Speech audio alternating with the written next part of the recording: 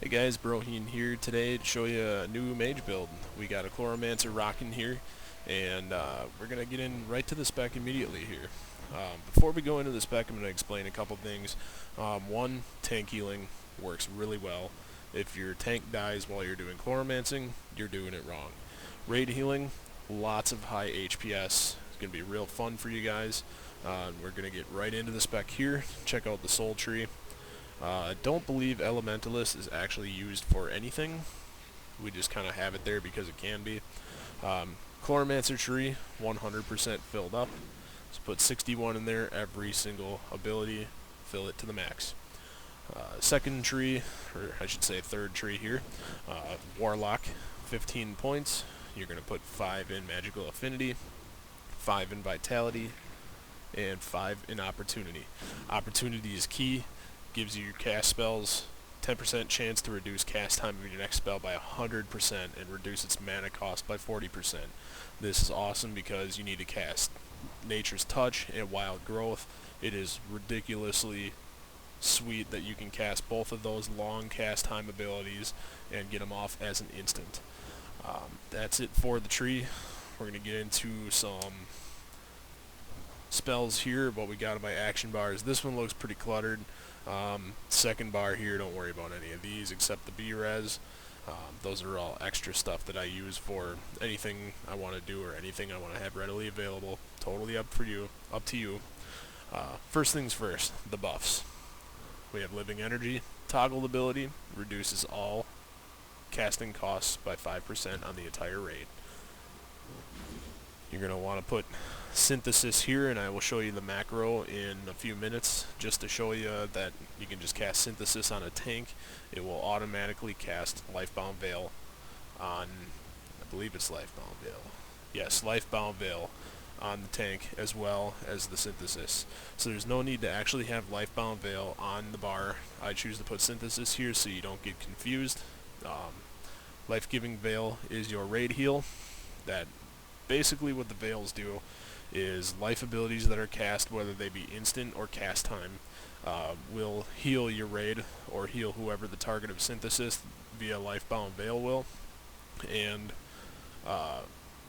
instant cast abilities do less than the cast time abilities. Your cast time abilities is where you're really going to get your quote-unquote big heals out of the spec.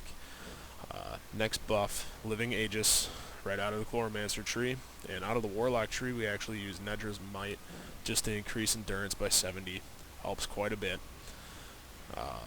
Here we got Resurgence, which is a single target, cooldown of 10 seconds, heal over time spell. And we grab Living Shell here, which is just a shield that absorbs a little bit of damage. Natural Conversion is one of your cooldowns. Next damaging spell, you cast this on the target, their next spell, when it hits its target, or if it hits you, it's going to heal you or whoever the enemy's attack hits by 200%. Last 30 seconds. Got a couple macros here I'll go through in a moment here. Looks like there's 5 of them I got to go through. You want to keep Entropic Veil here on your main action bar. You're going to use it more or less. I use it for when I get into tough binds or I have to have a lot of extra healing out there. Now it is a charge consumer, so we're more or less looking at when your charge is full and you know a big attack is coming on, you spam that or hit that button to toggle it on, and you start doing even more massive amounts. Radiant Spores is crucial, has an 8-second cooldown, cast it on one enemy. Via the Chloromancer tree, it will spread to up to, I believe, 8 other enemies. So what you want to do is, before the battle starts, this cast does not aggro the boss, or it does not aggro any mobs. You can cast it on one mob, and it will spread to the other mobs that are near it. And what this does is, when hit, it has a 16% chance to heal the attacker for 100% of the damage done. Now this is really crucial for when you're using Lifebound Veil for tank healing, and you need the rest of the party to be able to still heal themselves a little better than what the Lifebound Veil can do. You have one AoE heal, which is Flourish. This helps after the entire party gets hit, cast it right away, bring them all back up. Withering Vine, kind of not necessary. I throw it on just because I can. Does a little bit more heal per second, and I believe it does also spread up to 3 enemies, so it amplifies that healing as well. And then Essence Surge, your other main cooldown. This will restore health equal to 100% of the mage's maximum health. So in this case, if I were to cast it on somebody, it's going to do almost 20,000 heals to them. Last but not least, Natural Splendor. It's an 8-second channel, very long channel, so do it when you're not going to get interrupted. Deals damage to the enemy, and it restores about 6,000 health to each party member up to 8 party or raid members. Also consumes charge. Now, into the macros. See if we can find it here. We have a Bloom macro. This is all your single target healing. I have this one placed right here. Bloom is an instant spell that does 5,552 to 6,100-ish health. Now it's going to differ for you depending on your gear and depending on your level. Healing Torrent and Natural Healing up here in the rest of the macro are more or less regular cast time spells that are single target healing, and Natural Healing through the Chloromancer tree again will get a heal over time after casting it. So this macro goes Show Bloom, Suppress Macrofailures, Cast Bloom, Cast Healing Torrent, Cast Natural Healing. Next macro is going to be your main spam. It's a Nature's Touch and Vile Spore macro with a few extras added in there. Starts off with Show Nature's Touch, Suppress Macrofailures, Cast Corrosive Spores, Cast Ruin, Cast Nature's Touch, Cast Vile Spores. Next one is a Void Life macro. Void Life is OP. You can heal a lot of experts just by simply casting Void Life if your spell power is high enough. Show Void Life, Suppress Macrofailures, get that out of there, stop casting Vile Spores, cast Void Life. The reason why we have stopped casting Vile Spores is because within the rotation you're going to be spamming your main spam, which again is the Nature's Touch. When you see Nature's Touch come up with a long cast, such as you don't have your Boon of Life up to 5 stacks, or it's not on an opportunity proc, you want to hit Void Life to stop casting it and immediately cast Void Life. Cast Void Life twice in a row will give you 5 Boon of Life stacks, and then you'll be able to instant cast any kind of cast time spell. Most of the time I use it on another Nature's Touch. Here and there I throw it on a Wild Growth macro. Wild Growth more or less is just a shout macro. I shout in the raid Wild Growth up so everybody knows. But other than that, that's the only significance to the macro. It's the same with the Cleanse. Cleansing Rush is a AoE, remove 1 cursed disease or poison to AoE cleanse basically from up to 10, for up to 10 group and raid members. Now that one I also have a macro for that's just a shout. It says stop casting added in the macro, which is really nice because when you need to cleanse, like right now, you have to be able to stop casting whatever you're doing, break the rotation, and get a cleanse out when you need it. So it goes Cleansing Rush, Suppress Macrofailures, stop casting, raid group cleansed is what I use to shout it, and then it casts Cleansing Rush. Onto the rotation. What you're going to end up doing is you're going to toggle your living energy, and keep in mind here folks, this will not work because I have no targets to actually physically heal. You're not going to see any healing numbers. This is just for DPS purposes here. Also, I should mention the point of Chloromancer is to DPS as much as you can because your heals come from your DPS via Lifebound or Life-Giving Veil. So we're just going to put on Life-Giving Veil here just for the hell of it. Apply Living Aegis, Nedra's Might. You're going to start off with your main spam. I'll do this a little slow. There's a Corrosive Spore. Got a proc. There's a 3 Nature's Touch in there. Now you see we're casting Vile Spores. We can hit our Void Life macro I'll get to it again. There's a long cast, hit Void Life, it stops casting and casts Void Life. What you're looking for is right here, Boon of Life. So when you go through your next couple macros, or your next spam ability, you're going to get free Nature's Touches in there. Now we have Vile Spores casting, we're going to stop casting it again, do 2 Void Lives, and then start doing your main spam again. See, there's a free Nature's Touch. We're going to stop casting and do more Void Lives. After 2, go back to main spam. We'll watch here for the free Nature's Touch. Do some Void Life again, twice. And then do the main spam again. Free Nature's Touch. Void Life twice in a row, and you guys get the hint. You can do a Flourish, which I have in number 8 here. You can also put Withering Vine on if you want to. Not really necessary, but you can if you want.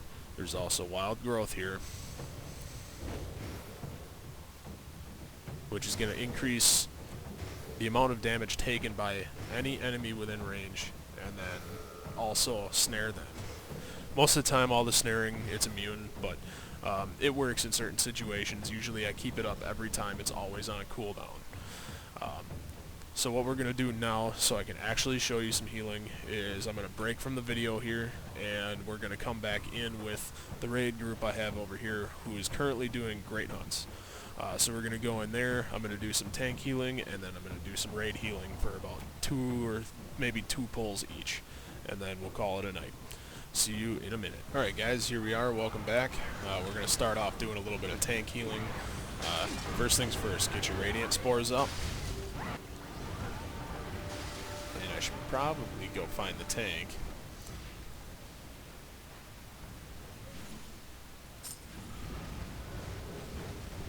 Alright, got him. So you're going to start off with your main spam macro. We're also going to get Radiant Spores on this mob. You see we got a little bit of green there. Thing about healing, your heals per second on a damage meter are not really going to show unless your group is taking damage. Now this tank is not going to take too much damage because it looks like he's a cleric, so he's going to also self-heal, but we're still going to attack anyways. Anything green you see pop up here like this right here with Lifebound Veil means you're healing.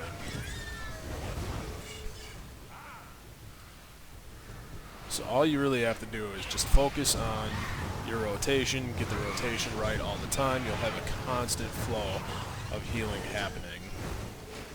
And like I said, this is going to look like really slow healing, but means you find yourself in situations where people are taking a lot of damage, then we're more or less going to see spikes. Sometimes I can spike up to about 9,000 heals per second, which is pretty ridiculous from what I've seen. Minute here. Once we get through a couple more pulls here with the tank actually taking a little bit of damage.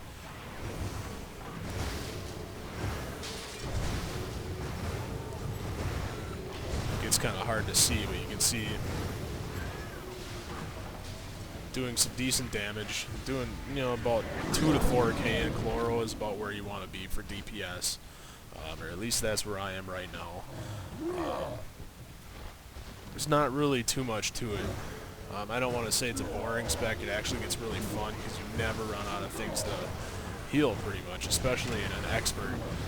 But it doesn't look like this tank is taking a whole lot of damage. But once we get to the last session or last phase of this Great Hunt, I'll throw on my raid heals and you'll get to see quite a lot more. So until then, I think I'm going to break the video again, and we'll meet you back here once we're on the last phase and doing some raid healing. Okay, here we are again. We're going to be doing some raid healing here. Life-Giving Veil is what you're going to want to put up. Remember, when you're in one of these, always use Furia, the Ascended if possible, and we'll throw Radiant Spores on and a Withering Vine on immediately. Here you see I'm already doing about 1200 heal per second. That should increase as people start taking more damage. This group, like I said, may not because we have a cleric tank.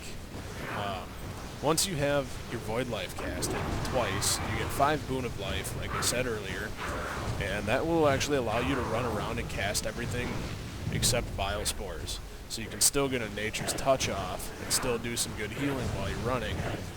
Makes it a very mobile healer.